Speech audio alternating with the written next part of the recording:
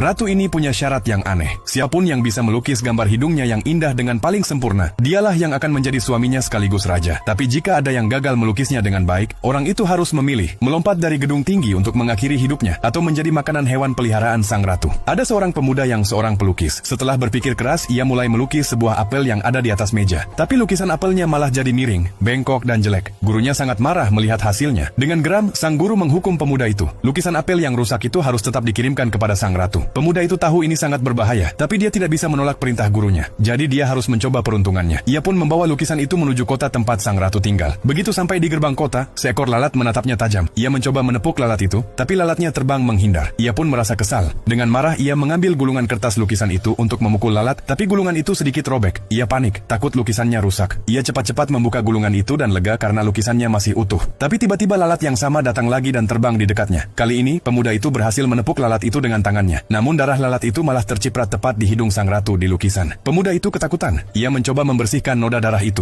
tapi noda itu tidak mau hilang. Ia menggosoknya terlalu keras, sampai-sampai hidung sang ratu di lukisan ikut terhapus. Ia benar-benar hancur dari dalam. Ia berjalan mondar-mandir, bingung bagaimana cara memperbaikinya. Saat itulah matanya menangkap sebuah kuas di dekatnya. Ia cepat-cepat mengambil kuas itu dan mulai menggambar hidungnya lagi. Tapi karena gugup, tangannya gemetar hebat. Alih-alih hidung, ia malah menarik garis merah lurus di kertas. Di saat yang sama, para prajurit ratu datang menjemputnya. Pemuda itu makin panik dan menggambar hidung dengan terburu-buru. Tapi hasilnya malah semakin jelek. Bagaimanapun juga, hidung itu tidak mirip sama sekali dengan hidung sang ratu. Ia sangat takut kalau lukisannya jelek, maka hewan peliharaan sang ratu akan memakannya hidup-hidup. Semakin ia berpikir, semakin besar rasa takutnya. Akhirnya para prajurit membawanya sampai ke istana. Ia berjalan pelan masuk ke aula megah, di mana tirai-tirai sutra lukisan berkibar anggun. Seekor singa milik ratu duduk mengaum dengan mulut terbuka, seolah-olah menunggu mangsa. Pemuda itu gemetar ketakutan. Ia buru-buru membuka gulungan lukisan. Ia merasa inilah akhir hidupnya. Ia akan menjadi makanan singa. Tapi apa yang terjadi benar-benar seperti keajaiban. Ratu melihat lukisan hidung itu dan tersenyum dengan cara yang sangat berbeda. Ternyata ia sangat menyukai hidung itu. Bahkan sangat menyukainya sampai ia mengundang pemuda itu untuk menghabiskan malam romantis bersamanya. Tapi pemuda itu menolak tawaran sang ratu. Ia berkata bahwa seluruh hidupnya hanya ingin ia persembahkan untuk seni lukisnya. Ratu pun menunjukkan kebesaran hatinya. Ia menjadikan pemuda itu pelukis istana kerajaan. Akhirnya pemuda itu menggantung lukisan hidung tersebut di dinding istana, agar setiap hari ia bisa melihatnya dan belajar sesuatu yang baru. Sementara itu gurunya, yang dulunya adalah majikannya, kini menjadi asistennya sendiri.